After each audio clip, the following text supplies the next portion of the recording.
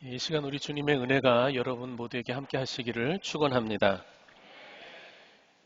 오늘 강단 이 장식을 보시면은 너무 이쁘지 않습니까? 꽃과 풍선으로 오늘이 어린이 주일이구나 라는 것을 단번에 알 수 있도록 너무 아름답게 장식을 해주셨습니다. 우리 아름답게 장식해 주신 우리 권사님을 위해서 박수 한번 할까요? 네, 고맙습니다.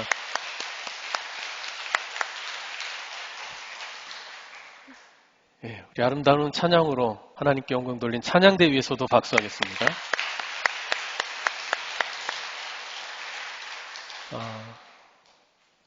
뭔가 박수 칠 것 또 없을까요? 오늘 어린이 주일인데 한때는 어린이였던 우리 성도 여러분 자신을 위해서 박수하겠습니다. 네, 저를 위해서 박수해 주십시오.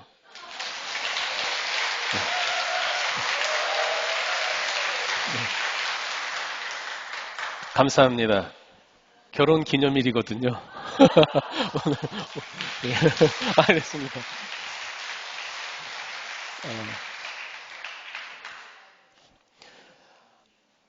이 시간 어린이와 천국이라는 제목으로 말씀을 드리고자 합니다.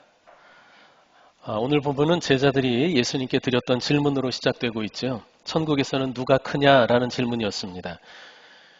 쉽게 얘기하면 천국에서는 어떤 사람이 높은 자리에 앉을 수 있느냐, 누가 훌륭하다고 천국에서 인정받을 수 있느냐라고 하는 것을 제자들이 예수님께 여쭈었던 거예요. 그런데 이 질문에 대한 예수님의 답변이 어디 나오냐 하면 곧바로 이어지지 않고 4절에 가서 나옵니다. 4절 보십시오. 누구든지 이 어린아이와 같이 자기를 낮추는 사람이 천국에서 큰 자니라. 천국에서는 누가 크냐라고 했던 제자들의 질문에 어린아이같이 자기를 낮추는 자가 천국에서 크다라고 예수님께서 4절에 답변하신 것이죠. 그런데 예수님이 이 답을 질문에 이어서 곧바로 주신 것이 아니라 그 전에 뭔가를 말씀하셨어요. 본문 3절 보시겠습니다. 3절 다 같이 한번 읽어볼까요? 시작.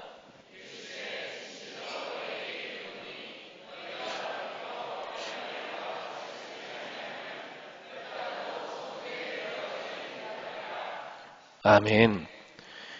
천국에서는 누가 크냐는 질문에 어린아이와 같이 자기를 낮추는 사람이라고 답을 곧바로 주지 않으시고 그 전에 먼저 이야기를 하신 것이 있는데 어린아이들과 같이 되지 않으면 천국에 들어가지 못한다.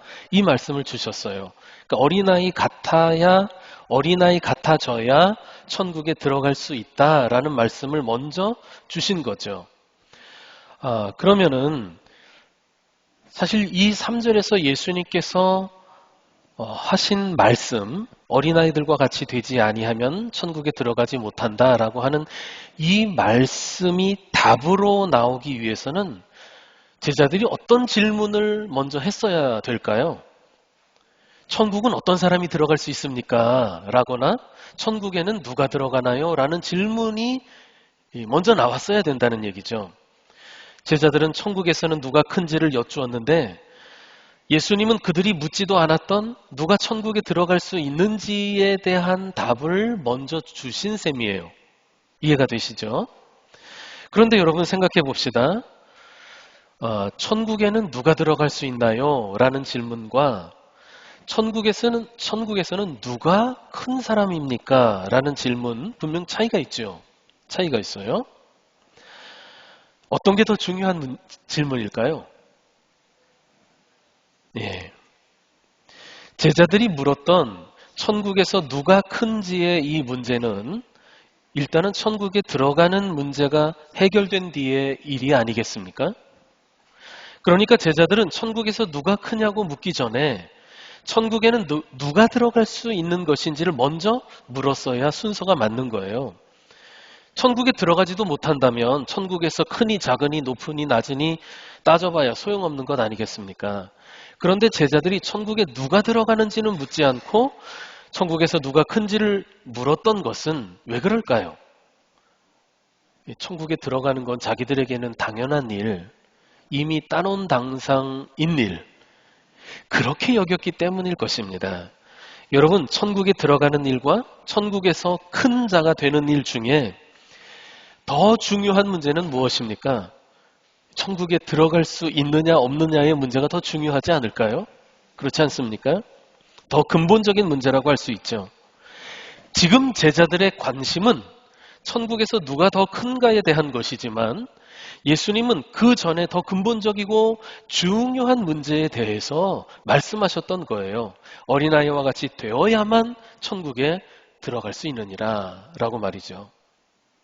예수님은 그 중요한 가르침을 말로만 하시지 않으시고 실제 한 어린아이를 불러다가 제자들 가운데 세워서 그들에게 보이시면서 말씀해 주셨어요. 그리고 나서 비로소 제자들이 처음 했던 질문에 대한 답을 주신 거죠. 천국에서 누가 큰지 말이죠. 천국에서 큰 자 역시 이 앞에 나와 있는 어린아이와 같이 자기를 낮추는 자다라고 말씀하셨어요. 그러니까 천국에 들어갈 수 있는 사람도 어린아이 같이 되어야 하는 것이고 또 천국에서 인정받는 큰 자도 어린아이처럼 자기를 낮추는 사람인 것입니다. 그런데 여러분, 왜 제자들은 처음에 천국에서 누가 큰지를 예수님께 여쭈었던 것일까요? 마가복음 9장 33절 이하에 보면은 제자들이 예수님을 따라가면서 그 길에서 서로 말다툼을 한 적이 있어요. 논쟁을 벌인 거죠. 논쟁의 내용은 뭐였냐 하면 누가 더 큰 제자냐, 나중에 예수님이 이 세상의 왕위에 오르실 때에 어느 제자가 더 높은 자리에 오를 자격이 있냐, 그 자리에 합당하냐, 그것을 두고 서로 말다툼을 한 거예요. 누가 더 높다, 아니다, 제가 더 높다, 뭐 이렇게 논쟁을 벌인 거죠. 생각해 보십시오. 예수님은 십자가의 고난과 죽음을 향해 그 길을 가고 계시는데 제자들은 그 길에서 자기들끼리 서열 다툼을 하고 있었던 거예요. 주님의 마음과 뜻, 주님이 가시는 그 길의 의미를 깨닫지 못하고 헤아리지 못하고 무엇을 드러내고 있습니까? 그들 마음속에 있는 욕심, 허영심, 경쟁심을 그렇게 논쟁을 통해 드러내고 있었어요. 본문에서 제자들이 했던 질문, 천국에서 누가 큰 자입니까? 라고 하는 질문은 바로 그들의 그 논쟁의 연장선 위에 있는 것입니다. 천국에서 누가 크냐라고 제자들이 질문했지만 천국이라고 하는 예수님이 가르치셨던 아주 고상한 단어가 등장하지만 사실은 그 질문 속에는 그들 마음속에 있었던 세속적인 욕망, 예수님을 따르면서 그들이 가지고 있었던 허영심과 경쟁심, 그런 것들이 반영되어 있었던 거예요. 그런 제자들의 마음을 알고 계셨던 예수님께서 한 어린아이를 데려다가 제자들이 보도록 그 가운데 세우시고 그들에게 가르쳐 주신 거죠. 너희들이 어린아이와 같이 되지 않으면 천국에 들어가지도 못할 것이다. 너희들이 정말 큰 사람, 인정받는 사람이 되고자 한다면 이 어린아이와 같이 자기를 낮추는 사람이 되어야 할 것이다. 그것을 가르쳐 주신 거예요. 이 말씀을 하시면서 예수님께서 너희가 돌이켜라고 하셨어요. 돌이켜서 어린아이와 같이 되어야 한다는 거예요. 돌이키라는 말이 뭡니까? 헬라어로 스트라테페라고 하는 말인데 지금 가지고 있는 마음이나 나의 삶의 태도를 바꾸는 것을 말하는 거예요. 즉, 지금 이 상태로는 안 된다. 지금 너희의 이 상태로는 안 된다. 돌이켜야 된다. 너희가 가진 마음가짐, 너희가 갖고 있는 삶의 태도, 이거 바꿔야만 한다. 그래서 어린아이 같이 되어야만 천국에 들어갈 수 있다. 지금처럼 높아지려는 욕심, 허영심, 경쟁심으로 너희가 어떻게 천국에 들어갈 수 있느냐. 그렇게 해서는 천국에 들어가지도 못할 텐데 천국에서 누가 큰지는 물어서 뭐 하겠느냐라고 하는 뜻이 담겨 있는 거예요. 지금 제자들에게 필요한 것은 바로 그들의 마음속에 갖고 있는 세속적인 욕심, 경쟁심, 그것을 버리고 돌이켜야 한다는 거죠. 회개해야 돼요. 새로워져서 누구를 본받아야 되냐 하면 어린아이 같이 되어야 한다라는 거예요. 어린아이같이 자기를 낮추는 겸손한 사람이 되어야 한다는 것이고, 주님을 믿고 의지하는 일에 있어서 이 어린아이처럼 순수하게 주님을 따를 수 있어야 된다라고 한다는 것이죠. 주님은 어린아이와 같이 되지 않으면 천국에 들어가지 못한다고 말씀하셨어요. 그것도 결단코 들어가지 못하리라 강조하셨습니다. 어린아이와 같이 되어야만 천국에 들어갈 수 있어요. 여러분, 우리가 이 나이에 어린아이 될 수는 없죠. 어린아이 같이 되어야만 되는 거예요. 어린아이가 되는 것이 아니라. 그러니까 예수님의 이 말씀은 어린아이가 가지고 있는 어떤 특성을 우리가 본받아야 된다, 가져야 된다라고 하는 것입니다. 어린아이 같이 되어야 한다는 말씀의 의미를 우리가 좀 더 생각해 봅시다. 우선 우리가 주님을 따를 때, 우리가 주님을 믿을 때 그 믿음이 어린아이가 갖는 마음과 같이 순수해야 한다는 것을 말씀하지 않겠습니까? 어린아이의 마음은 깨끗하고 단순하지요. 거짓이 없습니다. 어른이 되어 가면서 마음이 더러워지고 복잡해지고 거짓이 많아지는 거예요. 계산적이 되고, 그래서 우리가 흔히 말하듯이 순수함을 잃어가는 것이죠. 이렇게 말하시는 분들도 있을 거예요. 아니에요. 요즘은 어린애들이요 더 영악하고 순진하지 않아요. 이렇게 얘기하실 분 있겠지만 있을 거예요. 그러나 어른에 비하겠습니까? 그리고 그게 아이들 탓이기보다는 바로 아이들이 자라는 환경을 만들고 있는 어른들 탓인 거죠. 원래 어린아이들은 그렇지 않아요. 순수하고 깨끗합니다. 예수께서 마태복음 5장 8절에서 말씀하셨어요. 마음이 청결한 자는 복이 있나니 그들이 하나님을 볼 것이며.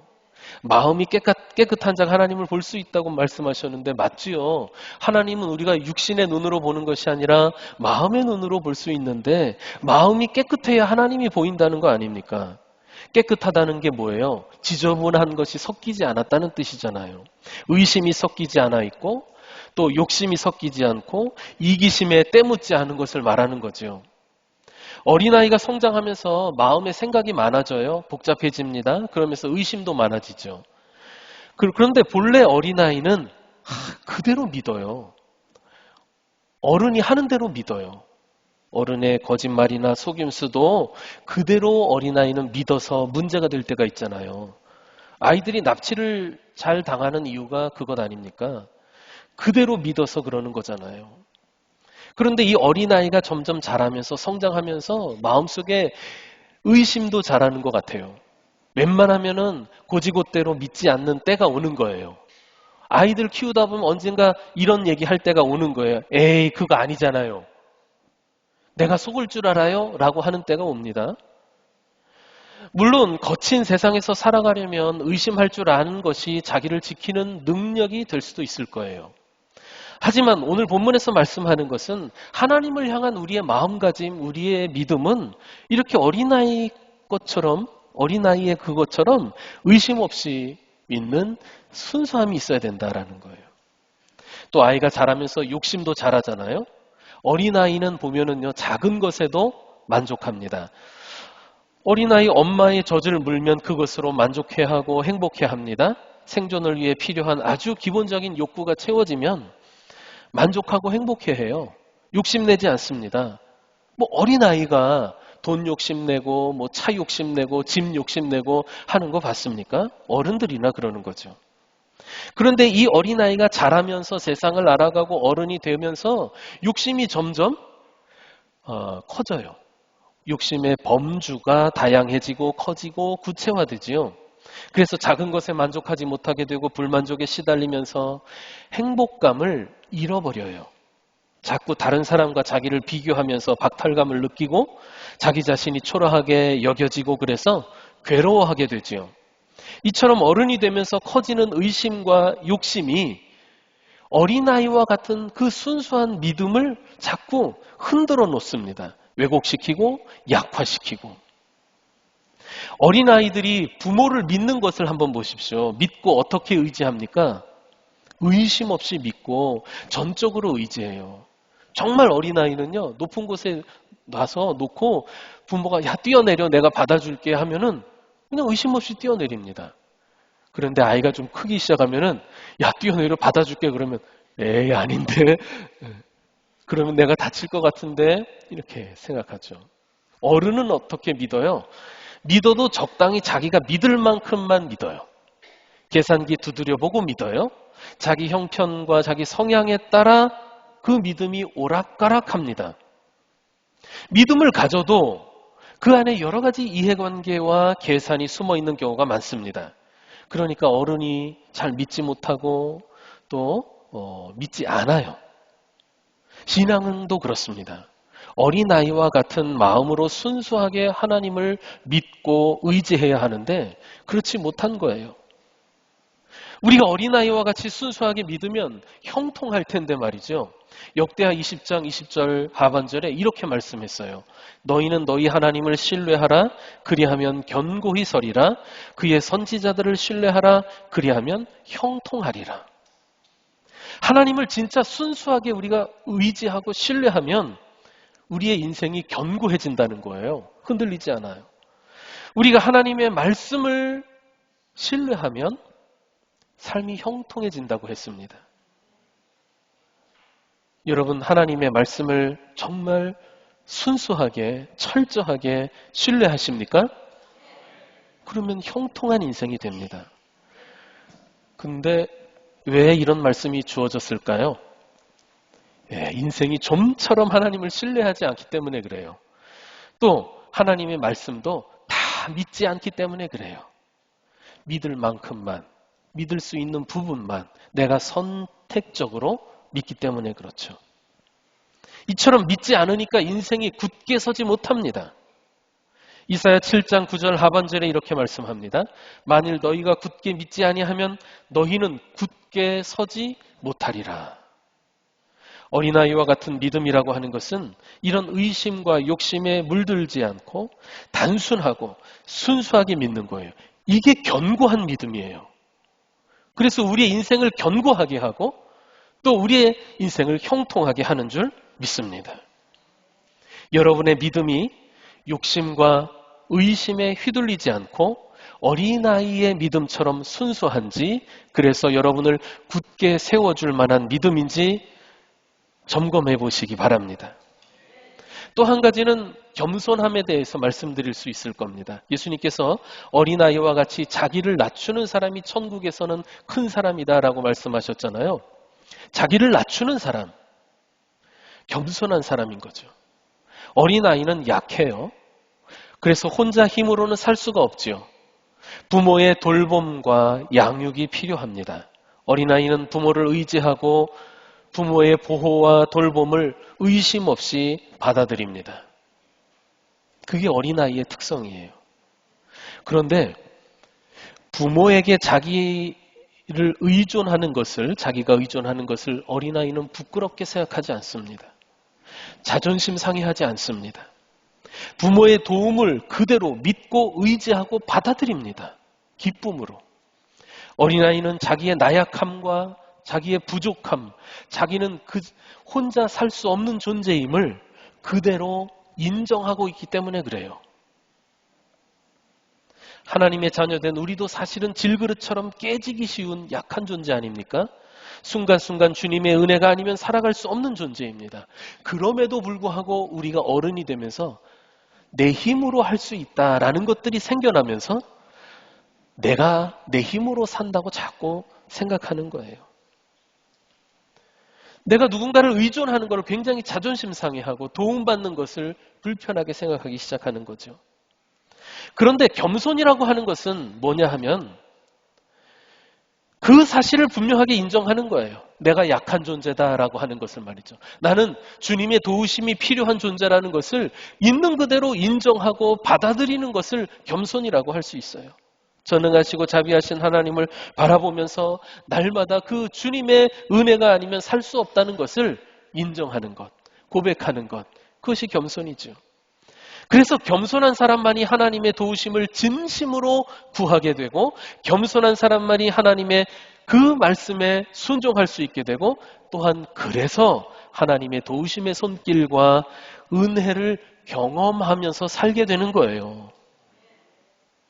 말로만 도와주십시오, 도와주십시오. 말로만 그러는 사람들이 많거든요. 마음으로는 겸손하지 않아서 그래도 내가 사는 거지, 내 힘으로 할 수 있지.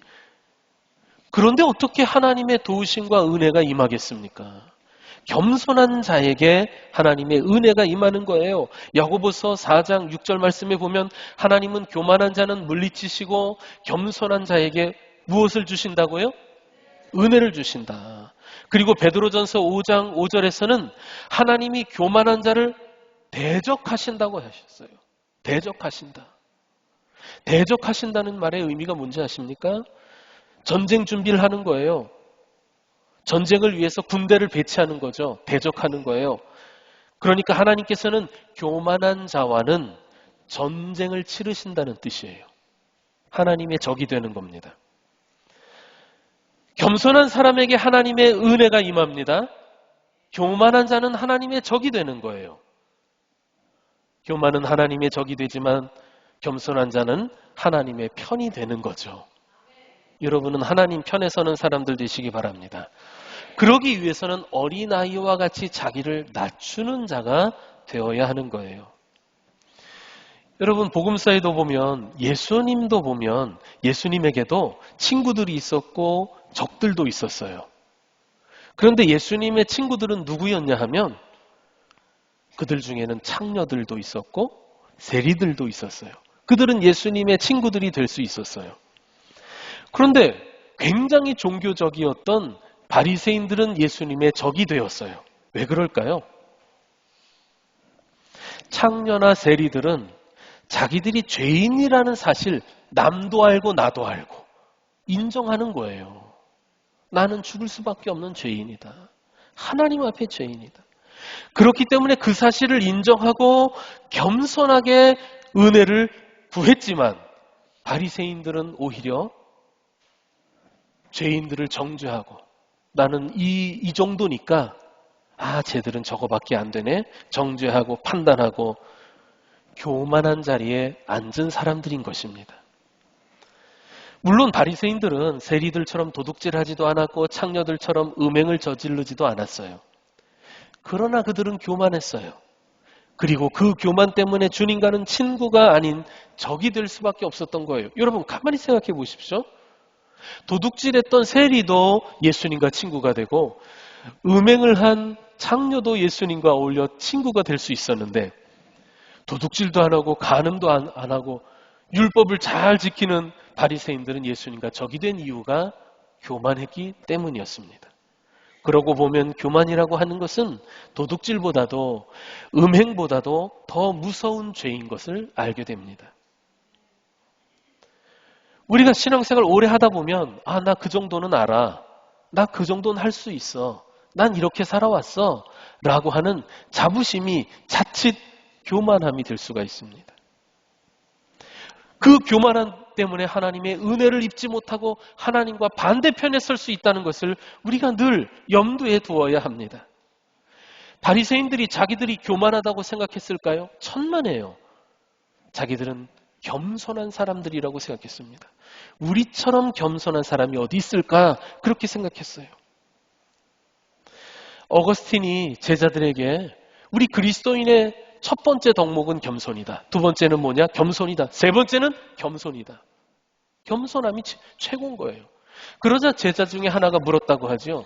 겸손의 반대는 무엇입니까? 교만이지. 그러면 선생님 교만은 무엇입니까? 라고 물었을 때 어거스틴이 이렇게 답합니다. 교만은 자기가 겸손하다고 생각하는 거야 라고요. 의미심장하죠. 겸손한 사람은요 자기가 교만하다고 고백하는 경우가 많아요. 나는 너무 부족하고 하나님 앞에 설 수 없는 부끄러운 죄인입니다. 겸손한 사람은 자기가 교만하다고 고백해요. 그런데 교만한 사람은 그래도 나 정도 되면 겸손한 사람인 거지. 자기가 겸손하다고 생각한다는 거죠. 여러분, 자기를 높이면 하나님이 낮추시겠죠? 자기를 낮추면 하나님이 높이신다고 그랬죠? 그래서 자기를 낮추는 자가 천국에서 하나님 나라에서 큰 사람으로 인정받는 겁니다. 어린아이와 같이 자기를 낮추는 사람이 말이죠. 성도 여러분, 예수님께서는 너희가 돌이켜 어린아이들과 같이 되지 아니하면 결단코 천국에 들어가지 못하리라 말씀하셨습니다. 결단코라고 단호하게 말씀하셨어요. 천국에 들어가려면 어린아이와 같이 되어야만 합니다. 그러기 위해서는 돌이켜야 합니다. 회개하고 새로워져서 어린아이같이 깨끗하고 순결한 믿음을 가져야 합니다. 의심과 욕심을 버리고 어린아이와 같이 단순하면서도 순수한 믿음을 가져야 합니다. 그리고 돌이켜 어린아이와 같이 자기를 낮추는 겸손한 사람이 되어야 합니다. 자기를 높이고 다른 사람을 무시했던 교만한 그 일들을 회개해야 됩니다. 돌이키라는 이 주님의 말씀이 자기들은 당연히 천국에 들어가는 줄 생각했던 제자들에게 주신 주님의 이 말씀이 우리에게 주신 말씀이라고 여겨야 합니다.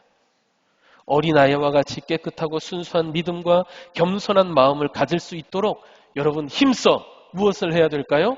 힘써 돌이킵시다. 이대로면 괜찮지 않나? 라는 생각을 버리십시오. 돌이켜서 어린아이와 같아져야 합니다. 성도 여러분, 이번 한 주간은 어린아이와 같이 순수한 믿음과 겸손한 마음을 갖게 해달라고 기도하는 한 주간이 되었으면 좋겠습니다. 우리 주님의 은혜가 여러분에게 함께 하시기를 축원합니다. 기도합시다.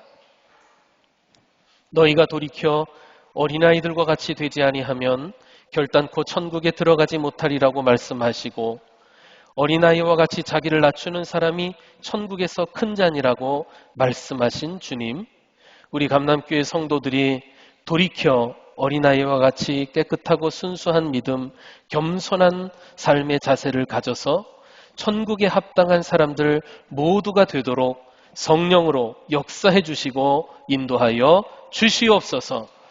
예수님의 이름으로 기도드리옵나이다. 아멘.